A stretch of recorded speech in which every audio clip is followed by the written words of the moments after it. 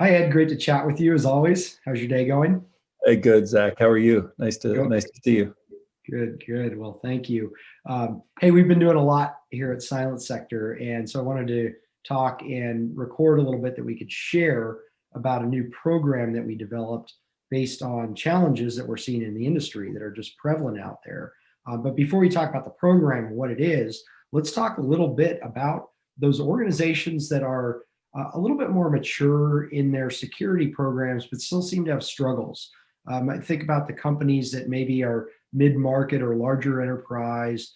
They have adopted a framework. They're following something like a NIST CSF or NIST 853 or CIS controls, whatever it is. Doesn't really matter, but they're doing all the right things on the surface. But you've recognized over and over that there still are some challenges that are unaddressed out there. Tell us about what you've seen throughout your career and what you're seeing today out there in the environment. Yeah, I mean, I think as I look at the landscape of what CISOs and organizations are dealing with as they try to mature their security programs, one of the things that I've seen and I've realized in my own personal experience is that moving the needle on risk management is a really complex and difficult task. And it's complex in the sense that it's not just about having great technical resources on your team, having the great tools in place to support the organizational transformation. But in many ways, it's a huge change management initiative. Changing the organization and how they think about risk is not something that just happens overnight. And it requires lots of competencies and skills on the part of the CISO that they maybe haven't tapped into in the past. They've been maybe great technologists and great engineers in the course of their career, but playing at a level and influencing the organization at the most senior levels, whether it's at the board of director level, the audit and risk committee, or the CEO, or the CFO, or the CHRO, or the CIO, requires, I think, a level of skill and sophistication that many executives or emerging executives in the technology field are learning and adapting to. And so, that's certainly an area of gap that I've seen, and something that I think you and I, we worked through trying to figure out how to solve this problem. We think we've come up with a creative solution to address it. Yeah, so what are some of those areas? A lot of people get fixated on those things that they're commonly told about aligning to the framework, and they feel that they're covered down well on those items. But what are these other areas, these kind of this murky gray area that so many of these CISOs, especially maybe new CISOs, have not uncovered yet?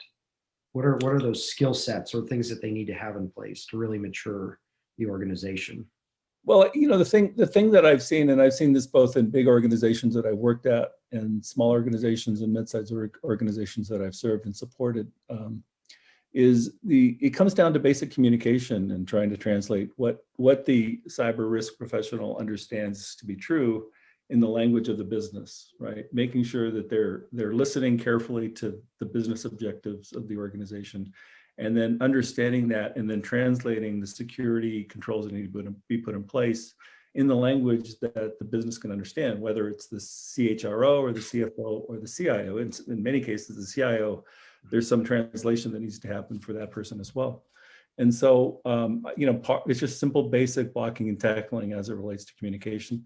The second thing that overlays on it, I think, is in the area of relationship management and building trust. You need to be at a place with what you're doing, not spending all your time with your team specifically, but spending a good chunk of your time sitting with the other stakeholders, the key stakeholders and influencers in the organization, building a level of trust and awareness of what you're trying to get done, and aligning what you're doing to what they need to get done to their business objectives, so that you have that level of relationship with them to sort of help move the needle. Because as you know, and as I know, and as CISOs that are listening to this know, the buck doesn't stop with the CISO, right? It's a very much a matrix problem. You have to go build relationship. You have to get other people to do work on your behalf, and you have to hold people accountable in a very nuanced way to the work that needs to be done within their business domains. And that level of influence and matrix management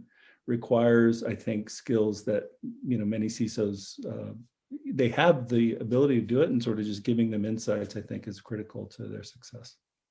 Right. There's not really I know there are certifications around, the CISO and such, but this is kind of a different realm. I think that most of these you can't really pick up in a cert, or doing the Yeah. tests and the studies for that, right? So it's a different realm. And then why doesn't the rest of the company just learn cybersecurity? That's what we all wish, right? Yeah, pounding the But table. Yeah, you guys need to learn cybersecurity. Yeah, no, your problem is you're moving too slow. You yeah. know, yeah, you're absolutely right. I think the idea of a cert, I'd be great if you could go up and get a cert, how to build effective relationships with your CEO. But you have to, in some ways, you have to sort of it requires the level of skill and commitment on the part of the person who's running the security organization to say, look, I'm going to get out of my comfort zone, and I'm going to take my CEO or my CFO to lunch. I'm going to understand what's going on with them. What are their challenges? What are their personal issues? What are they struggling with? And let me figure out how I can help them and build the level of trust, between the two people. It's human behavior, it's empathy, it's listening and caring for somebody else and what they're dealing with. It's silly enough, it's finding a way to broker a golf game with your peers, on the executive team, because you can, in that context, you can help, that helps build relationships. It's that kind of thing that in some ways is the secret sauce that helps CEOs trust their CISOs over time, right? And so what you're trying to do is build a level of trust and awareness of what your skills are, where your capabilities are, and then what your organization is trying to get done. Because in 95% of the case, your team, the CISO's security team, isn't the team that has to deliver. They're the ones that have to govern and make sure that there's a right level of oversight and transparency. But the execution and delivery, in most cases, on the part of their peer organizations to execute the things that need to be done in terms of establishing the right level of controls in place.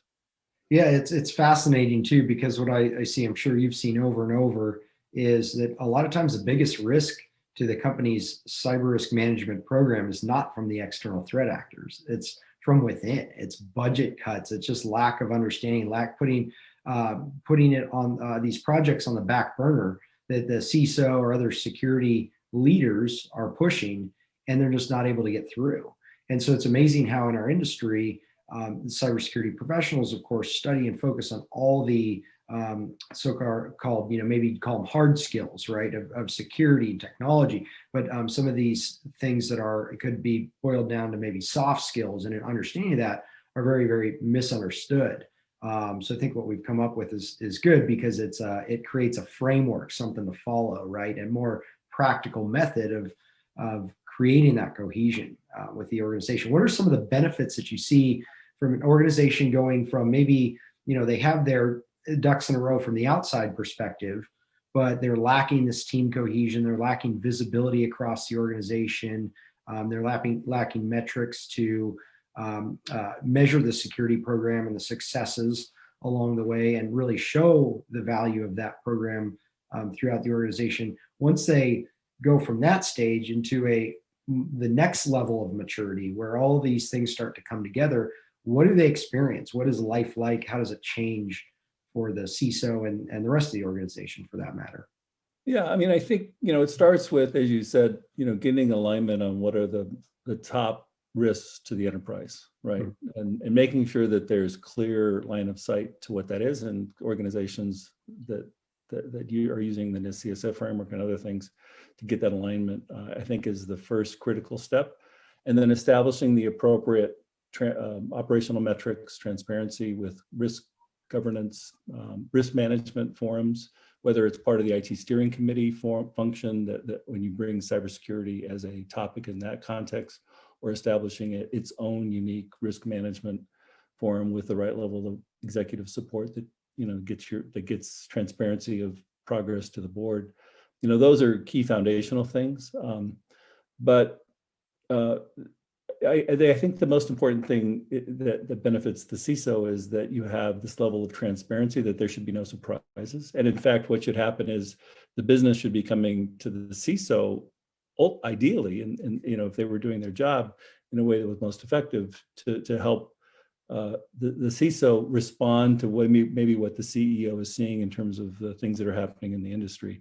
There's not for a lack of, news coming out about the latest hack or the latest ransomware attack that hit, organizations. And so to the extent that the CISO, as that person has built trust over time, gets to the place that there can be a back and forth, that it's not the CISO every time the CISO comes into the CEO or the CFO's doors, I'm going to either ask for money or I'm going to tell you that you haven't gotten something done, or whatever that happens to be. It should be more of a conversational. Ideally, it would be conversational.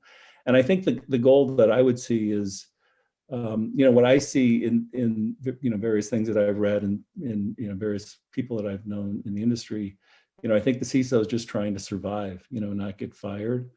I think what we're hoping to build is something that helps the CISO thrive, helps them grow, not just their skills to be a more effective CISO, but to actually be a more effective executive, a business executive that can translate risk in the context of the business and what needs to be done with the enterprise. I think that ultimately is what we're trying to build, is moving from surviving to thriving, and helping them grow their career beyond just the technical aspects of running a security team. Yeah, absolutely. It's certainly a struggle for a lot of CISOs entering into that, but to have the ability to step up to the next stage of maturity, or for those CISOs going into an organization that can take this methodology and use it to step up the organization's cybersecurity program and really show impact. I mean, that's powerful. And these are skills that a lot of people they're not trained on. They're kind of back of mind. They don't really think about them all the time. So I think, what you've developed with your experience is outstanding. The way to tackle this problem and help companies really step up to that next level. And that's that organizational adoption methodology that we call it, right? Do you want to talk a little bit about your process there and what that looks like when you're working with clients? Yeah, what we've done is we've developed, I think, a comprehensive metrics-based process that allows an organization to do a self-assessment, across 5 or 6, I think it's 6 different principal areas of what we're looking to focus on, and just do an honest assessment of where they are, and then going off and then interviewing the stakeholder community to sort of see how they think the CISO's organization is doing with respect to the security program, and then coming up with an analysis that allows us to compare what the security function thinks they're doing in terms of their effectiveness versus what their stakeholder community does. And then using that as a way to sort of understand the gaps that exist between an understanding and an alignment with the business and with the organization. And then on top of that, what we're also looking to put in place, and that what we've done in other organizations, is helping the CEO with just communication of the effectiveness of the program, moving the needle in a consistent and commonly held way within the organization, and then building a cadence of communication to sort of help them understand how to measure the effectiveness over time. Mm-hmm. Well, that's tremendously beneficial. I mean, as far as the basically the 6 steps, or I should say 6 control categories. If you were to look at this like a security framework like NIST or NIST CSF or CIS controls, essentially you'd have a similar process, different questions, of course, different considerations, right? But out of that, you can have essentially a gap analysis and a roadmap to get the organization in alignment, which is outstanding. Yeah, I mean, I don't know that I would necessarily call them control categories. I would call them 6 priorities, and it's sort of a holistic view, and it's more organizationally focused, more relationship focused. I mean, one of the priorities that we put in our framework is how to speak in the language of the business. How to make sure that you're not. Another one is how to make sure that you're not slowing the business down. I mean, those are the kinds of things that, in many ways, CISOs should be thinking about in terms of alignment of their risk programs, both in the language of the business and in helping the business move more quickly, in terms of going after new markets. So those are the kinds of areas that we're looking at. Again, it's not competing with NIST or other frameworks that exist. We're trying to enhance the understanding of organizational change management and strategies, cybersecurity strategy within the context of the business. I mean, those are the things we're focused on. That's outstanding. Yeah, and laid out in a way that everybody can understand and can follow and can actually measure over time as Yeah. well. Yeah, I think the idea here is to do a checkpoint, see where you are, put some common sense, practical changes in place to enhance what you're doing, and then maybe every quarter or every year sort of come back with a refresh set of questions, maybe, or look at the questions that you have, or get feedback from your stakeholders and help you understand what things should be done differently. Honestly, these are things that happen in lots of organizations that are in the service business. And I think part of it is getting CISOs to think that they are a service delivery part of the organization. They deliver a service, a very valuable service in protecting the enterprise. But taking a customer mindset, a customer service mindset, and getting that feedback from your stakeholders, from your customers, in terms of how you're landing with your program in the context of what they need to get done, I think is an important element of this.